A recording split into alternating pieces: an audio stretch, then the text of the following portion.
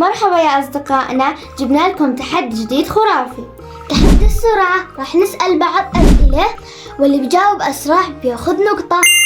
بس استنوا شوي، في مفاجأة. بس الخسران له عقاب مضحك، لازم تكمل الفيديو عشان تعرف شو هو. ميمونة جاهزة؟ ياس. السؤال الأول، ميمونة شو لون الموز لو يكون مو مستوي؟ أخضر صح؟ صح. النقطة إلي. يا ماما، سؤالي إلك هو كم ضلع المثلث؟ 3. صح. تمام، بس هخلي الجاي أصعب. سؤالك يا ميمونة في الرياضيات، 9 ضرب 2 قديش؟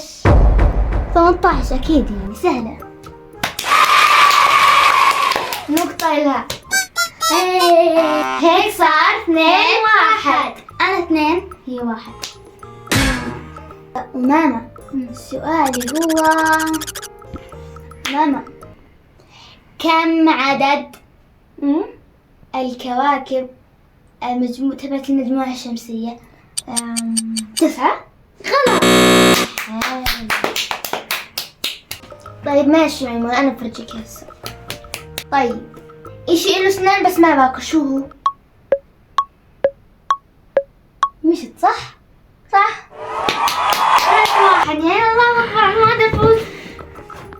أنا عندي ذكاء مو مثلكي. ماما أجهز لك سؤال القرود السود ما حلوه. يعني السيف؟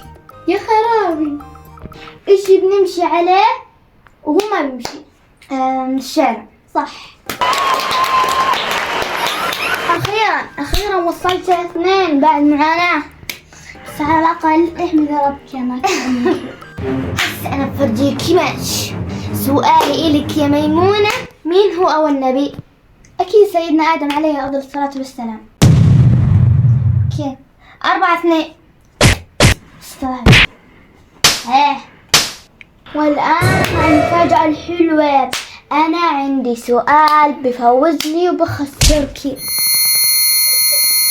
سؤالي إلك هو من مخترع المصباح الكهربائي؟ جراهام بيل؟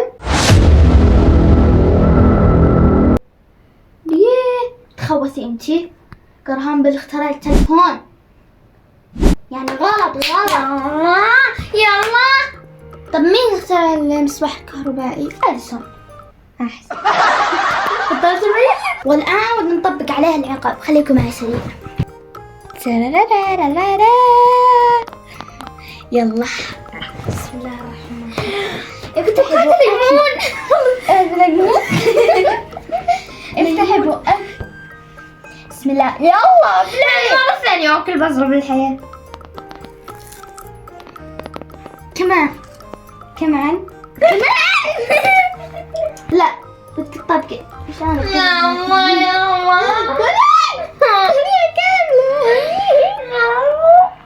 كمان كنت. لا